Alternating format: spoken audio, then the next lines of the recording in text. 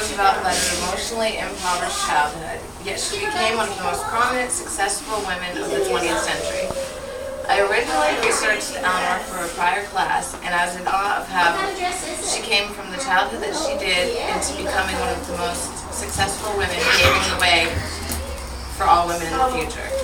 Eleanor endured many struggles in her childhood and by becoming the first woman to immerse herself in politics. I will explain to you a brief summary of Eleanor's childhood to help you gain a better understanding of how she paved the way for all women. And I will begin with her childhood. Eleanor was born into class, but her childhood was anything but privileged.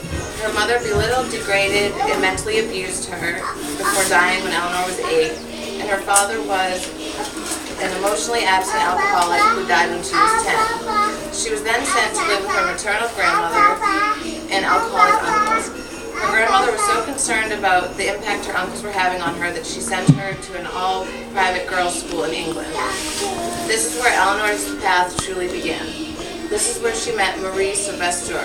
Marie embraced many radical causes herself and instilled in Eleanor the confidence to fight for what she believed in. According to Susan Beck in the White House Studies, Eleanor Roosevelt, The Path to Equality in August 2012, Marie Sylvestre imparted to her a passion for life and a passion for social causes that became the hallmark of Eleanor Roosevelt's adulthood.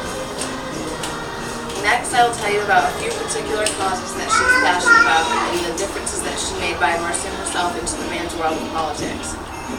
She broke many barriers, one by being the first lady to ever hold a press conference, and the other by being the first lady to ever write a column in a newspaper. She used the press to bring awareness to many issues, beginning in the National Consumers League, where she brought attention to the conditions which women were working in. She did things from big to small, such as being pen pals with several Southern ladies for 30 or more years, so that she could become aware and do what she could as First Lady to help the issues in their states. She was often criticized for her contradicting views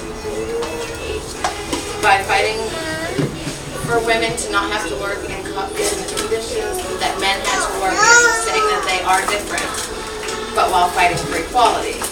After facing all this criticism, she began fighting for equality as a whole, saying that women cannot fight for rights in a place where men do not even have rights yet.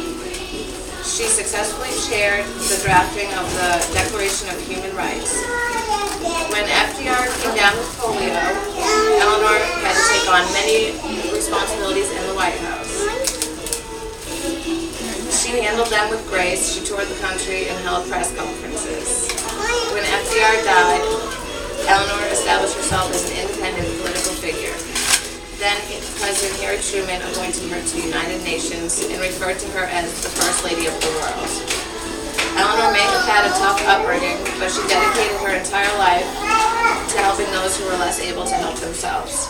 She made a huge impact on world history and redefined the standard of a First Lady.